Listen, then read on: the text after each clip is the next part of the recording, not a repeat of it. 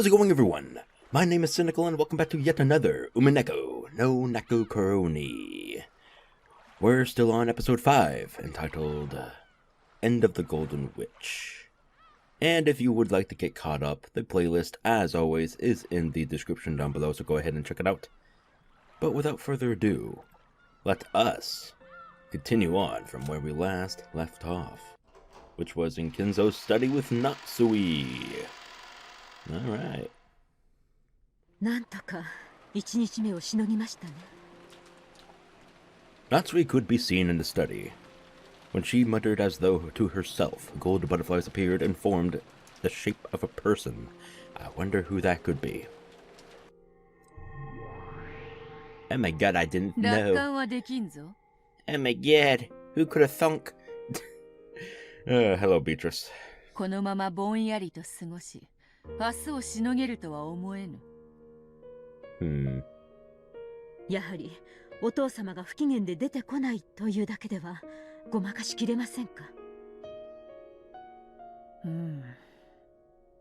去年の時点で相当の不信を持たれていたようだ。それにより膨れ上がった毒素は今やとぐろを巻くかのようにこの書斎を取り囲み締め上げている。去年から疑われていただけではないでしょうな。そうですね。 Okay, everybody's showing up. Please let her show up. I need to see my gop. それだけでは説明がつかないくらいに毒素は濃密に練り上げられています。おそらく金蔵様の死を去年の時点から疑い、今年の会議にて暴こうという強い意志があったに違いありません。 Y'all say that, but you're all appearing here as well. So, it's kind of like a contradiction, but, whatever. 去年の時点から No, give me my gap. 騙しきれていなかったということですか。 She better appear up. I swear to God. 残念ながら、そうお考えになる方が今はよろしいかと。明日も台風はとどまり、迎えの船はあさってになります。つまり、あと最低でも36時間を持ちこたえねばならないということです。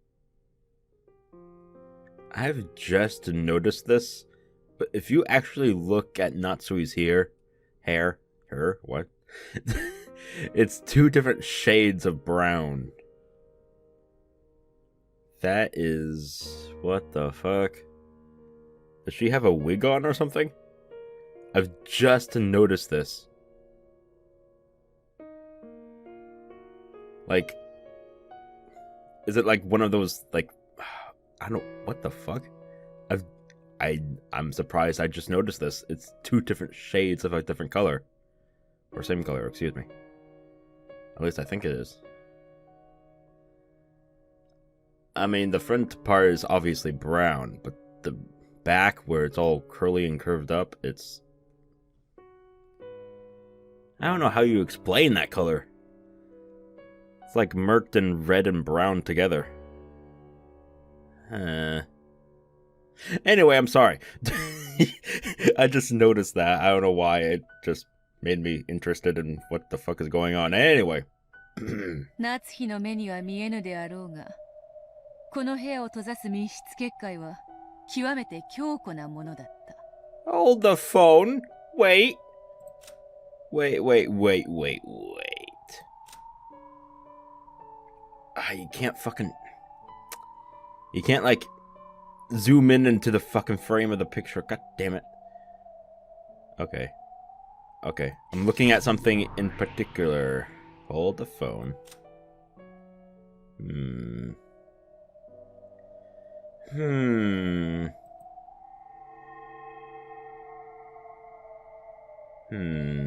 Alright. I see your game here. I see your game. それが今夜だけでボロボロに擦り切れ、嵐を待つ枯葉のようなありさまだ。 If you're all wondering what the hell is wrong with me, I don't even know. But I've noticed something that they both have in resemblance, Natsuhi and Beatrice. It's making me a little... まさに嵐の真っ只中にありますよ。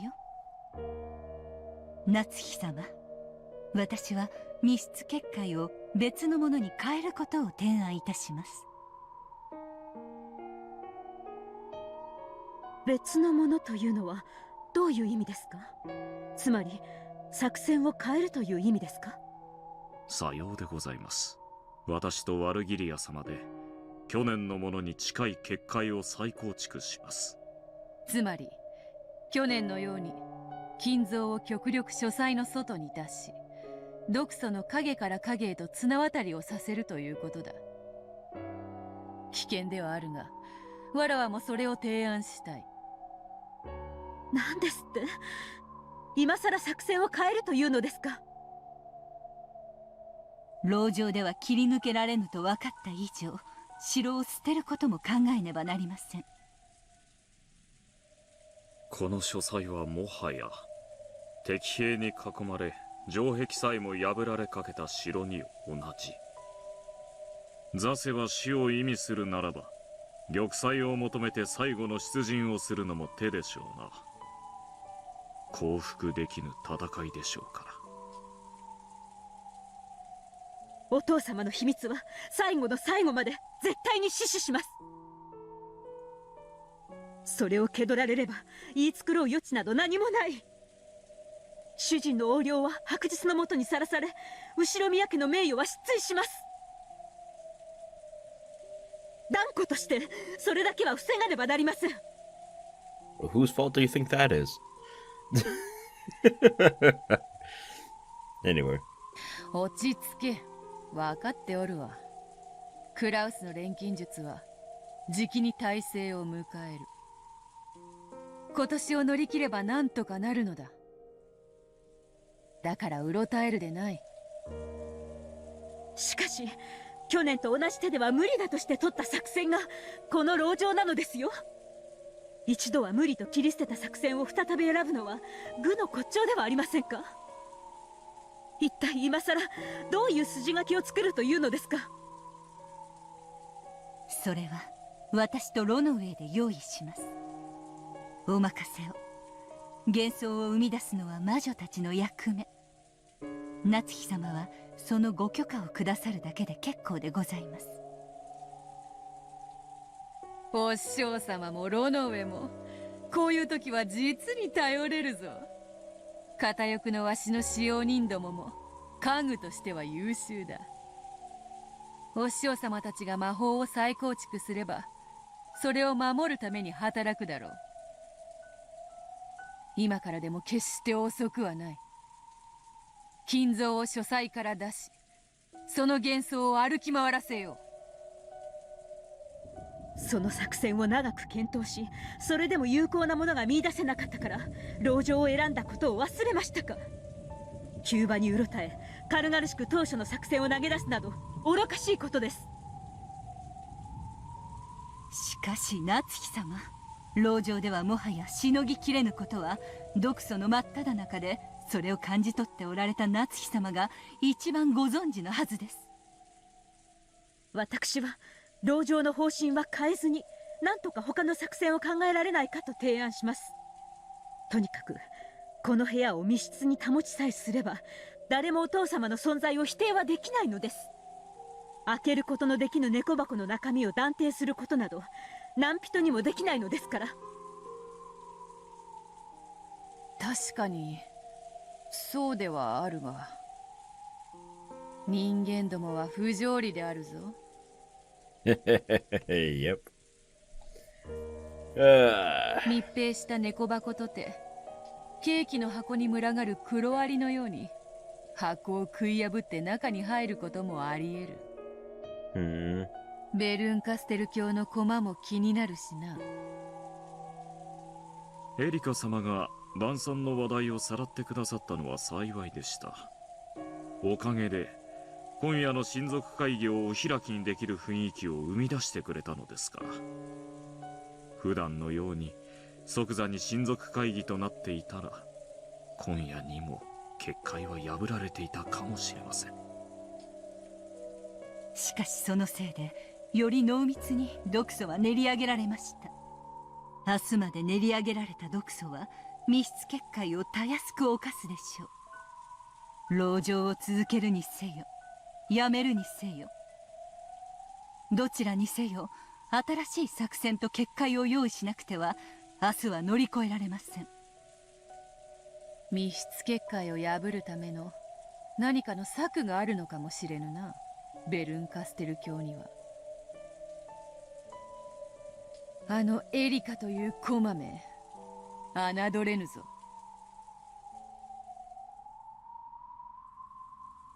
それを言えば例の19年前の復讐とかいう謎の男もベルンカステル教の駒かもしれません。 Oh, finally this is being brought up. 18の駒で均衡が取れていた盤面に望まぬ駒が2つも追加された。イレギュラーが多すぎます、今年は。ベルンカステル教は東洋趣味が終わりだったな。日本のチェス、将棋ではゲーム中に駒を追加することもできるというではないか。ええ、可能ですよ。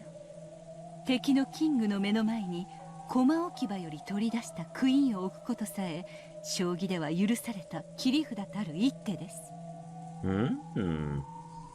That sounds cool.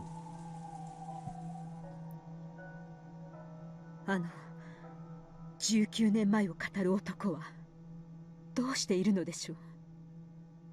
この島のどこかにすでに潜んでいるというのでしょうか。あのエリカという少女が漂着と称して現れることができたのです。あの男もこの台風にもかかわらず島のどこかに上陸し息を潜めているのかもしれない。そして親族たちをもはや騙し切ることは難しく、ど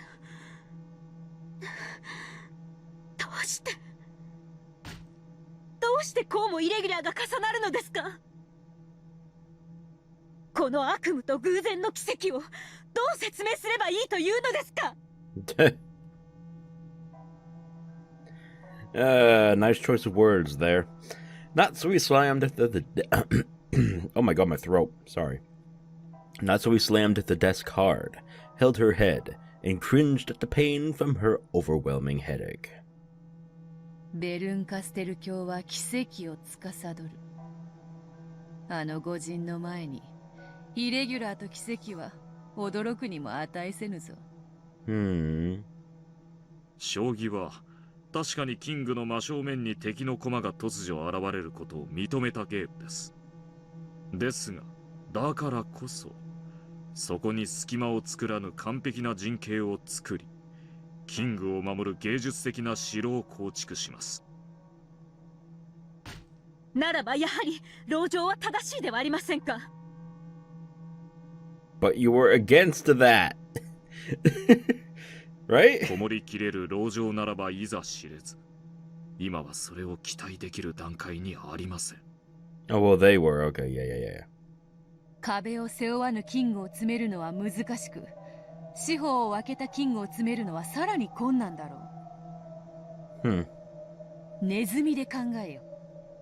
I don't wanna. カゴに閉じ込めたネズミを掴むことはできよう。しかし野に逃げ出したネズミを掴むことなど雲を掴むに等しい話よ。 True. 夏日様どうか検討することのご許可を。金蔵様が書斎をお出になり、気まぐれに屋敷内を闊歩しながら親族の方々の目を逃れる。それが自然である筋書きを明朝までに考えます。危険では。それくらいならお父様がこの部屋で機嫌を損ねられていることを演じ続けた方が。明日にも親族の方々はこの書斎の前に詰めかけるでしょう。そこの扉一枚向こう側に詰めかけるのです。そこで夏日様は金蔵様と怒鳴り合いをしているかのようなふりを一体何時間続けられるというのですか。不可能です。その不可能をなんとか36時間逃げ切らねばならないのです。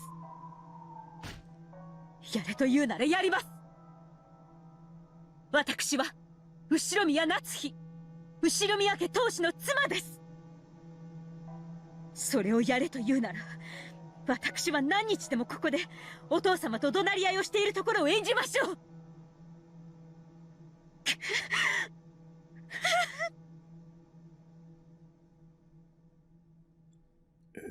Okay. Even Natsuhi realized that she could never manage it. But she no longer saw any chance of victory from a plan that involved an illusion of Kinzo walking around. Banging on the desk several times with tears of rage streaming down her face, Natsuhi alternated between groaning from her headache and placing the blame on one thing or another. It made one feel that there must be some curse that made anyone who sat in that chair act that way. これは奥様が逃げる詰め将棋ですな。詰め将棋ですから相手のキングはない。決められた手数を逃げ切る以外に奥様に勝つ手はないのです。その手数か。あと1日半もあるなんて。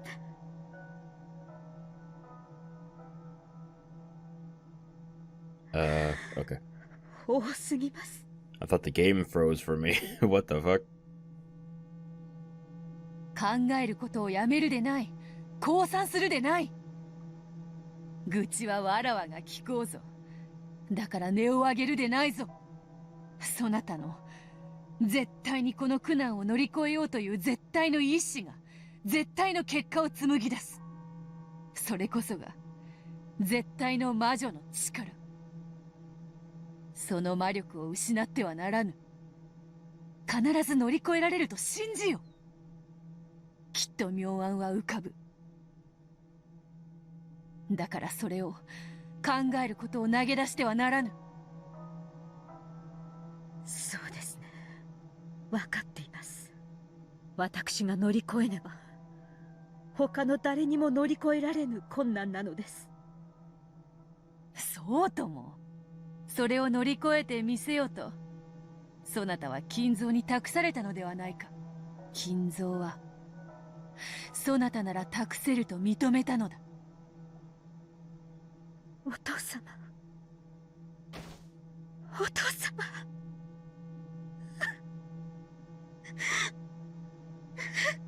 お師匠様とロノウェが手は考える。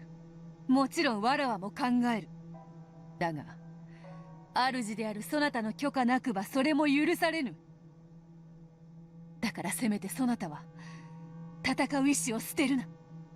諦めるな。分かってます。分かってます。でももう疲れ切ってしまって頭痛が耐えられなくて。どうして私はこんなにも冷え切った書斎でたった一人で泣いているの。どうして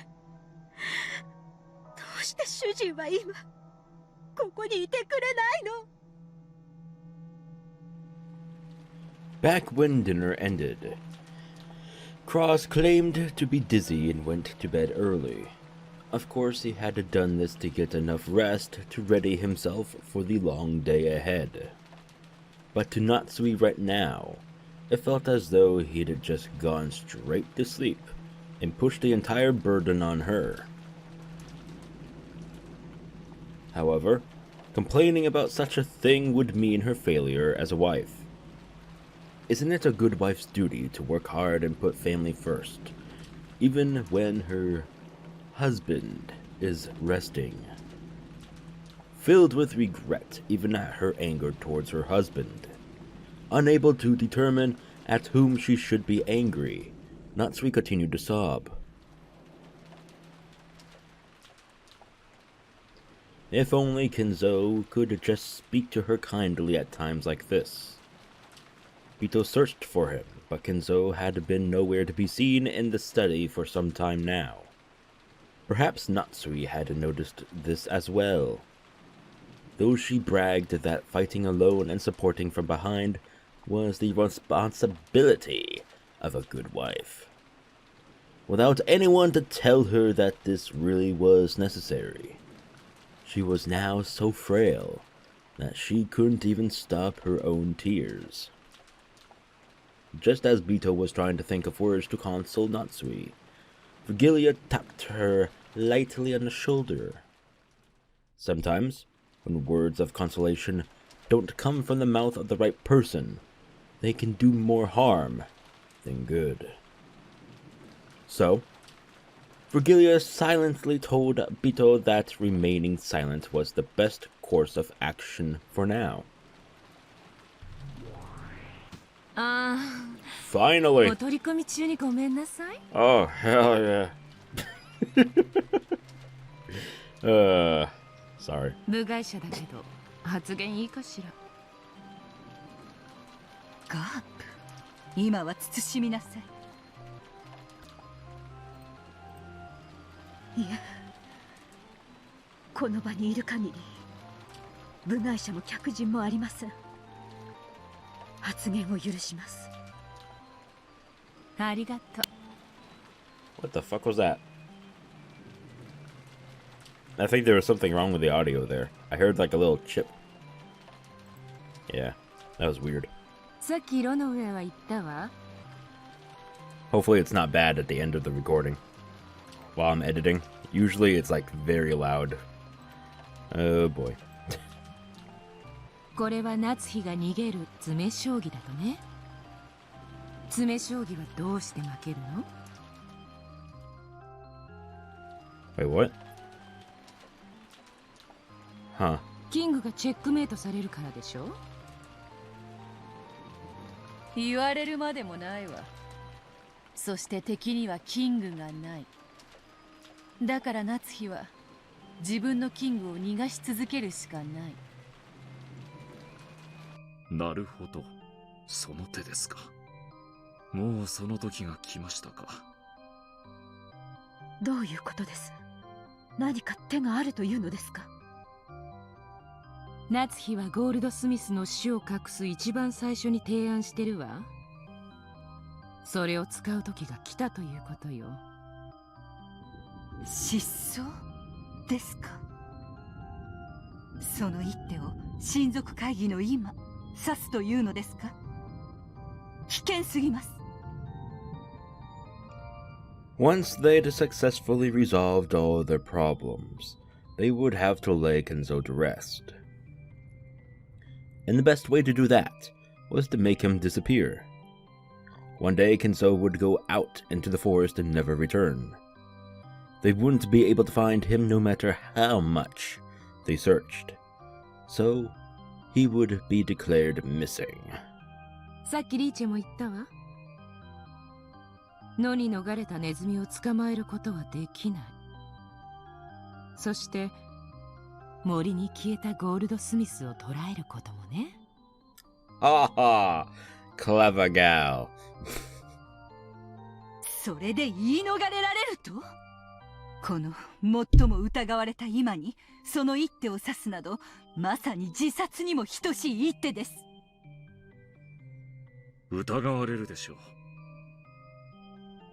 まさに疑惑と呼ばれるに等しい一手でしょう。しかしこの書斎に彼らが踏み込もうともぬけの殻。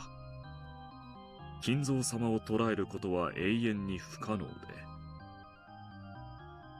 その死はこれほどまでに疑わしいにもかかわらず立証することができない。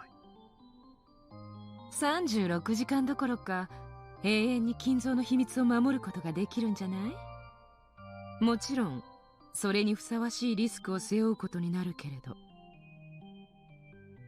その一手を指せば確かにこの場を乗り切ることはできようが、失う名誉も計り知れぬぞ。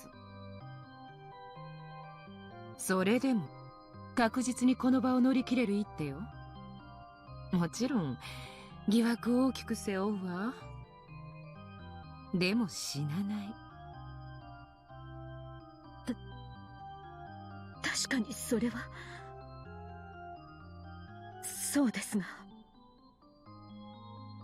関東大震災で後宮家は本当だったら滅んでいるはずだったのよ。それを狂気の天才ゴールドスミスが再建して、あなたが守りたくなるくらいに立派に再建してみせたわ。なら今度はそれをあなたたち新しき当主夫妻がやってみせるべきなのよ。ほう、そういう煽り方をなさいますか。煽りじゃないわ。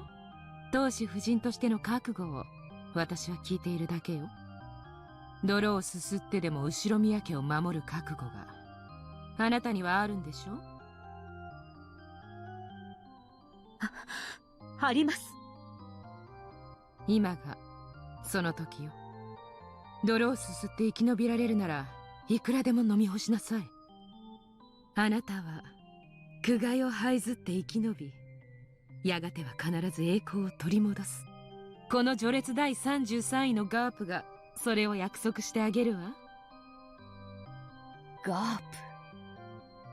私がこのタイミングでここへ遊びに来たのは、きっとそれを望む偶然の神々のお導きでしょうよ。守ってあげる後宮夏日。対価は不要よ。あんたに仕えてるリーチューからすでにたっぷり前払いされてるわ。Oh, well, well, well. Wonder what that would have been. Ooh, yeah. God damn it. Anyway, Gap may have seemed irresponsible, but she actually possessed a strong sense of duty.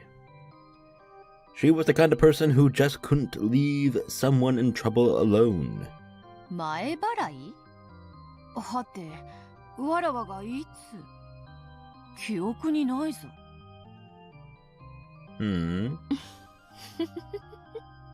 あなたがどこにしまったか思い出せないマジックアイテムの数々。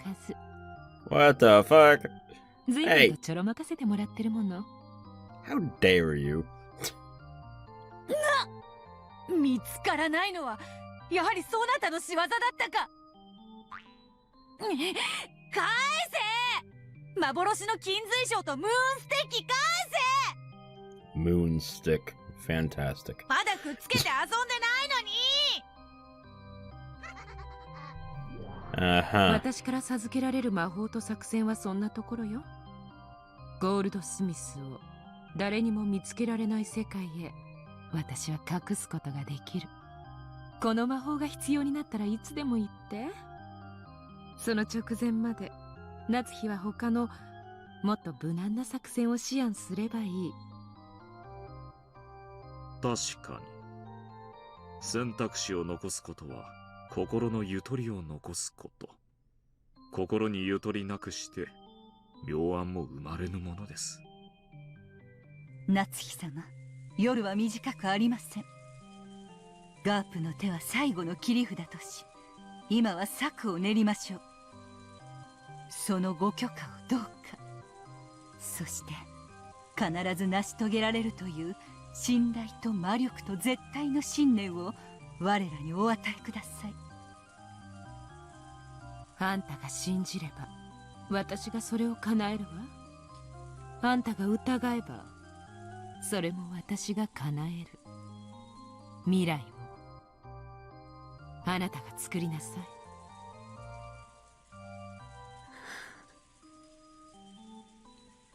Kinzo would disappear, and right in the middle of this family conference.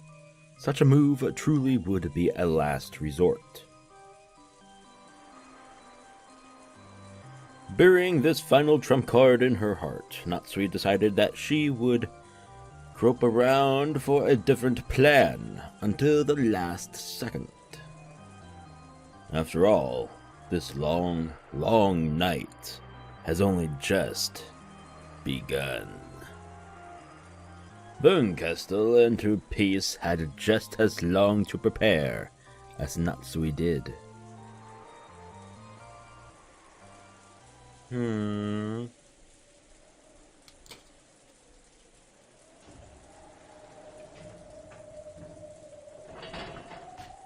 足をえぐりてこれで完成だ。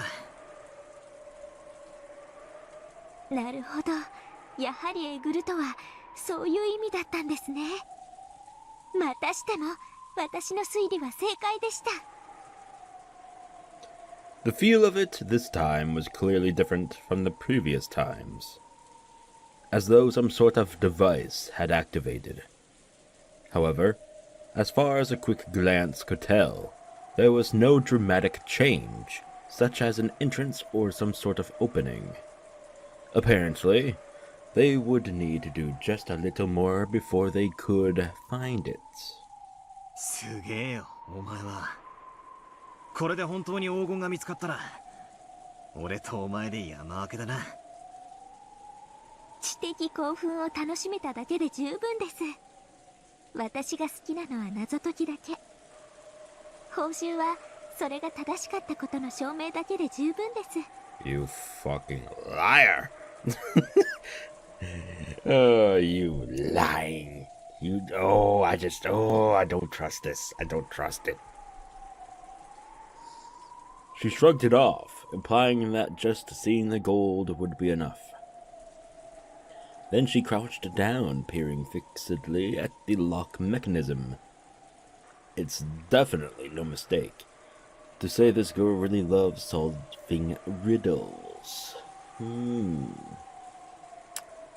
For her, treasure hunting is all about the delicious process of exposing secrets.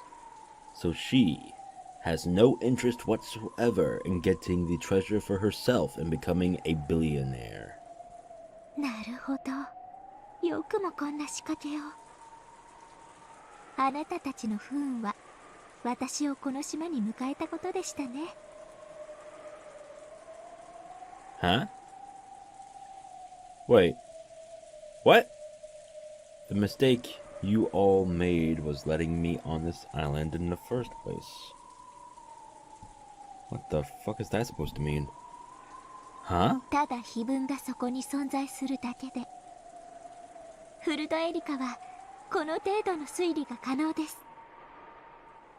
いかがでしょうか、皆様方。 Who's she talking to?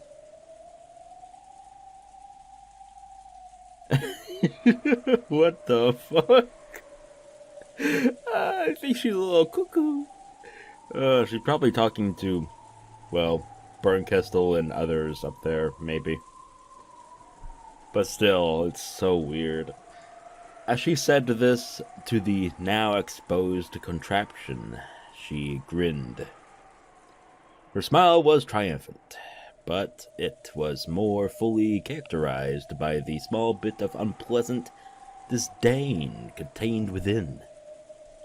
After solving the riddle, she was probably reveling in the pleasure of having won against the one who had proposed it. And she enjoyed her ability to scoff at this person now. これで黄金が見つかれば、次期当主はクラウスさんでなくあなたですね。どうだろうな。クラウスさんってちょっと傲慢な方じゃないですか。偉そうって言いますか。A braggart. Nice. そのクラウスさんが一夜明けたら、おいに黄金も次期当主の座もかっさらわれていたなんて、なんだか愉快ですね。 Oh, no words to that, huh? Erika was still crouched down as she spoke, her back to Battler, as she toyed around with the device. ジェシカさんでしたっけ？私に意見した女の子。Talked back to me. Wow. Okay, you think highly of yourself there, huh? Damn. あの子、自分の父親が次期当主だと威張ってましたね。彼女は今夜が明け、バトラさんが全ての黄金を受け継ぎ、自分の父親がもはや次期当主で亡くなったことを知ったら、どんな表情を見せるんでしょうね。別に俺は200億を独り占めする気は毛頭ねえぜ。せいぜい1割ももらえりゃお腹いっぱいさ。あとは親族で仲良く分けりゃいい。次期当主なんてもっと興味がねえぜ。クラウスおじさんに喜んで押し付けさせてもらうぜ。果たしてそう簡単な話で済むでしょうか。それを推理することよりは、今はジェシカさんが明日どんな表情をしながらどんな負け惜しみを口にするかの方が推理の対象としては楽しい気がします。 She does not like Jessica. Oh shit. 性格悪いな。 There we go. See, we're itching towards the true colors. I should neatly put it. Oh boy, oh boy, oh boy. おや、謎解きが好きという時点で推理できませんでした？私、人が隠すことを暴くのが好きな知的蹂躙者なんですよ。碑文の謎解きもそうです。じい様が満を持して隠した黄金を暴いてやりたかったんだろ。ええ、最初はそうでしたが、途中から目的が変わりました。Oh? 途中？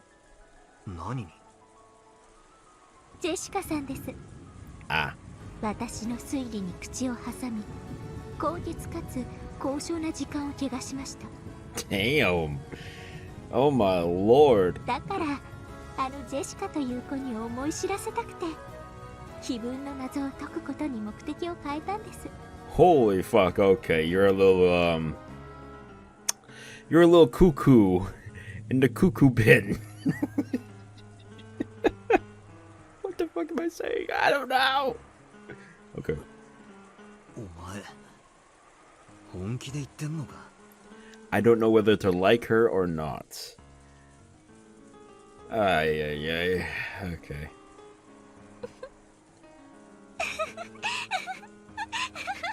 Please stop. You're scaring me. 私はどんな相手でも屈服させます。 Oh, damn. それが私の唯一の優越です。まだ推理必要ですか？後ろ宮ジェシカは私をムカつかせた。 Yep. We're getting closer to that point. We're getting closer to it. I don't like it. No. だから私は身の程を思い知らせてやりたくて碑文を解くことにした。 Get that face away from me. そこから導かれる今の私の感情、推理可能ですか？ Are they just standing in the fucking rain or something? They're soaking wet. Giggity. Okay, anyway. This time I turned my back on her in earnest. Did I get a bit too excited by this riddle-solving game, letting her drive me on and do something terrible? That's right. It should have been possible to reason this out. If the riddle is solved, the relatives will probably freak out about who the successor should be. Dad and some others will probably push for me, the discoverer, to be the successor, and some relatives not thrilled with that prospect will probably oppose them. I mean, there's a word here for that. Not really a word, but an expressive duh. There will always be an opposing factor in anything, especially in this situation here. Despite how Adamantly, Erika affirmed it. It isn't written anywhere that the one who solves the riddle of the epitaph becomes the successor. Because of this, it'll lead to a fight between those who acknowledge that theory and those who don't. If I reason out what will happen next, as Erika did, it'll probably lead to a messy fight between Uncle Cross and the rest of the relatives. Now that I've solved the riddle, will Jessica admire me or curse me? I don't want to think about that now. Erika was still mumbling. Apparently, she had already started trying to reason it out. As I began to feel very bad, I vaguely gazed out into the black night. Oh. Okay. And at that time, I looked at a dim outdoor light and saw the silhouette of a person in front of it. I thought I must be seeing things. After all, it was unthinkable that someone could have been standing there this whole time, pounded upon by the rain without even an umbrella. However, the silhouette didn't move an inch. And maybe... no, it couldn't be. It was looking at me. And it was...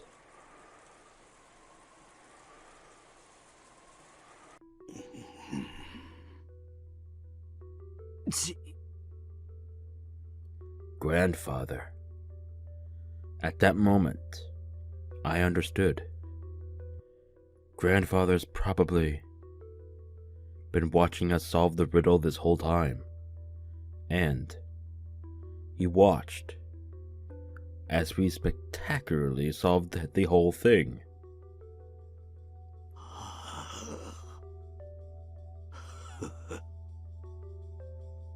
Without a doubt, there was a faint smile on Grandfather's face. Grandfather, who had never worn anything except moody and frightening expressions, looked me in the eye and smiled at me for the first time, almost as though he was saying, "How impudent," or else, "I never thought it would be you." However, this is still the result that Grandfather's epitaph chose, so I'm sure he accepted that result. In the end, he grinned one more time. Of course, he didn't use words. His smile seemed to be wordlessly saying, "Well done." I didn't know how I should respond. I couldn't do anything but stand there in shock, ignoring Erika as she crouched down, mumbling with her back towards me. Then Grandfather stretched a hand out from the folds of his cloak and pointed at something. When I looked in that direction, there was... the thing he was pointing at was probably the signpost to the Golden Land. Go. I'm sure Grandfather said that one word. I nodded to show that I understood. After watching that, Grandfather nodded back, satisfied. Then, with a spin of his cloak, he disappeared, seeming to melt into the darkness. The expression on his face at the end was a smile that was, for the first time, truly satisfied. 聞いてます？バトラさん、私の推理。見つけたぜ。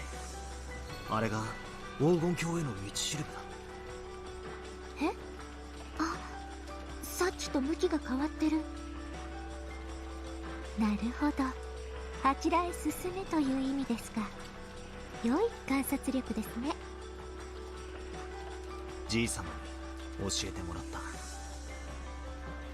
え？金蔵さん？どこに？行くぜ。見せてもらおうじゃねえか。黄金鏡ってやつを。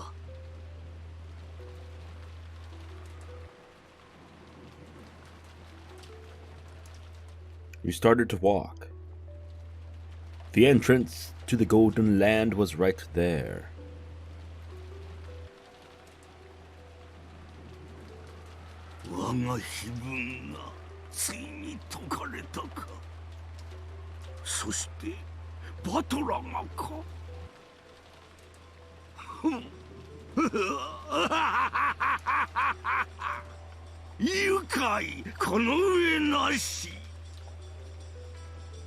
When I think about it, I was also a head that no one saw coming. How amusing that the one to succeed me is just as surprising.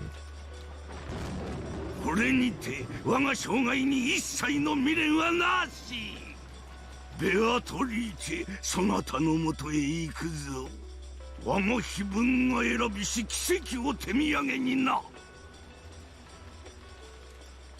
Battler, of all people.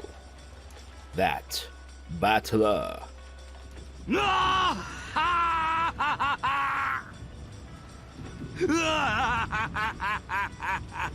我が生涯の最後の最後に我は真の奇跡を見たり。ベアトリーチェ、この賭けは私の勝利だ。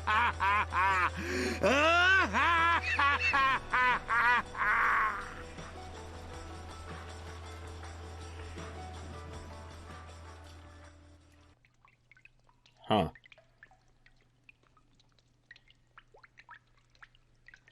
Huh? Huh.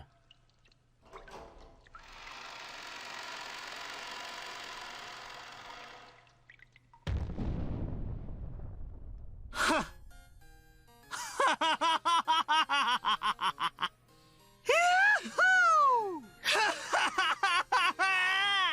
体食性以外には金に換金物としての利便性を見出すことはできませんね。これを現金化するには随分の手間をかけそうです。 At the end of a crude underground tunnel, in a VIP room so beautiful it seemed improper, was a pile of gold so large that there could be no doubting its 20 billion yen worth. Erika was calm, but Bachelor couldn't suppress his excitement. As for which of the two was the correct reaction to show after seeing a mountain of gold, only those who saw the scene with their own eyes could say for sure.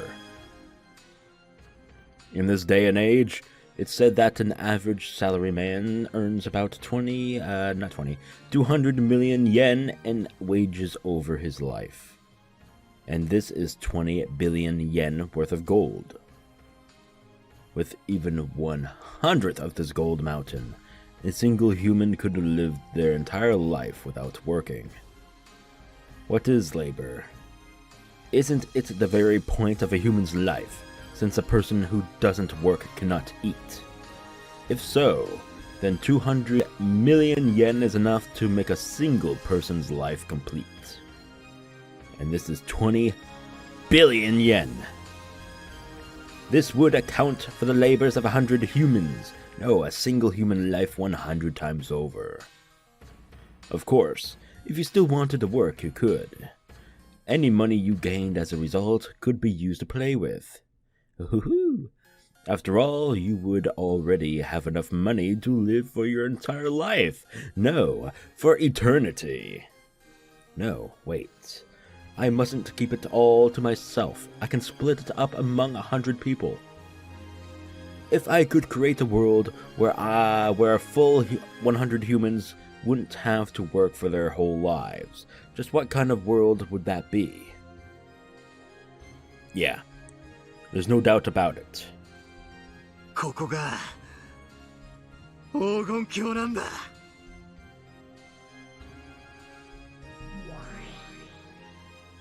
というわけでベルンバトラは見事に黄金を見つけましたとさ。めでたしめでたし。肝となる部分は少し伏せさせてもらったけど、そのくらいの意地悪はしてもいいわよね。ああ、そこは好きにしな。碑文の謎がどういう謎々でどういう答えだったのかというミクロな見地に興味はね。大事なのはその結果、黄金が10トン発見されたという事実の方だ。The gold was discovered in the third game as well by Aunt Ava. Aunt Rosa also witnessed it. However, the two of them hadn't spoken of the gold's discovery to anyone. In other words, there was a chance that the gold's discovery was a cat-and-box truth kept between the two of them. More specifically, it was possible the gold didn't exist and was just an illusion. しかし、俺がとうとう見つけちまったわけだ。猫箱が開かれちまった。副将ごっこは時間の無駄だから先にサービスしてあげる。この黄金の山は本物よ。ここに積まれたインゴットは全て本物の純金。レプリカとか偽物とかそんな騙しは一切なし。よし、わかった。この黄金は認めるぜ。だが認められないものがまだある。そうよね、会っちゃったものね、金蔵に。金蔵は幻想のはずなのに、あなたさっき出会っちゃったわよね。やっぱりこれは魔法なんじゃないのかしら。ほざけ。俺は一言もじいさまと言葉を交わしちゃいねえ。じいさまと言葉を交わしたような気持ちになっただけだ。いい加減にしろ。同じ手はもう通用しない。ならほらどうぞ、青き真実。Oh boy, here we go. おそらく俺は碑文の謎を解き興奮状態にあった。それで何かをじいさまと見間違えたんだ。例えばそれは暗がりの木立に引っかかった何かのシートかカバーで、それが漆黒のマントを羽織ったじいさまに見えたのかもしれない。その結果、俺はじいさまと何かのやり取りをしたように誤解したんだ。青き真実、有効ね。まあ私も全く同じことを青で語ったわけだけど。それで通ったのか。赤き真実で反論は。ないわ、今のところはね。Of course.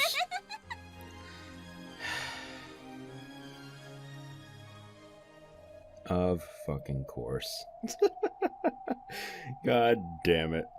Alright. The me who'd let out a strange yell in front of the Gold Mountain was finally starting to regain his cool. Now that we found it, there's no covering it up. I vaguely considered keeping this discovery a secret. However, Erika wanted to prove that her own reasoning was correct by announcing this to everyone. She really is an intellectual rapist, just as she says.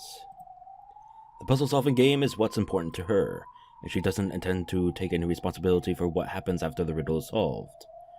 The riddle is sort of like I was about to say clock. Lock. God damn it. Locks exist to be locked. I mean, it's in the name, yes. Sorry. And they're only significant when they're locked. Therefore, it ought to be essential to have some sort of goal in mind when exposing such a thing. However, to this girl, the act of exposing is itself her final goal, and she has no intention of taking responsibility for anything that happens later. Maybe the true storm to hit Rokkenjima isn't a typhoon, but her. She won't keep this discovery a secret. She'll definitely announce it so she can brag about her success. Then she'll call a real storm down upon this island. I won't be able to keep this covered up. In that case, there's nothing to do, but announce this fact fairly to all. I can't imagine what'll happen after that. As she grinned, Erika muttered to herself. She must have been anticipating the uproar that the relatives would soon bring about. To her, merely imagining that was far sweeter than 20 billion yen in gold.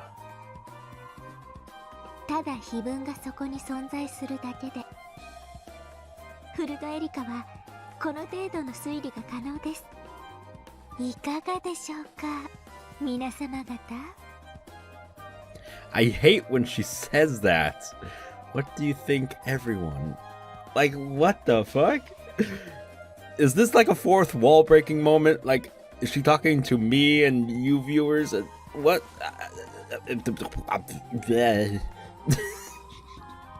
God damn it. Stop it. Oh. You son of a bitch. Oh, it didn't move at all. Okay.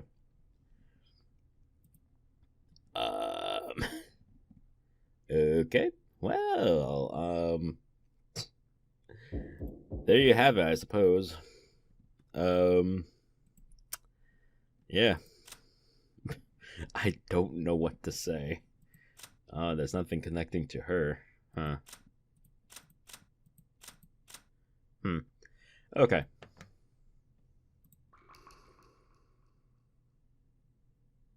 I don't know what to say about this. I don't know what to say. I don't know what to do. I don't know what the hell. Okay. So she's slowly revealing her true colors. That's obvious. And I don't know what she meant by that at the end, but I guess we'll find out soon, hopefully. Maybe?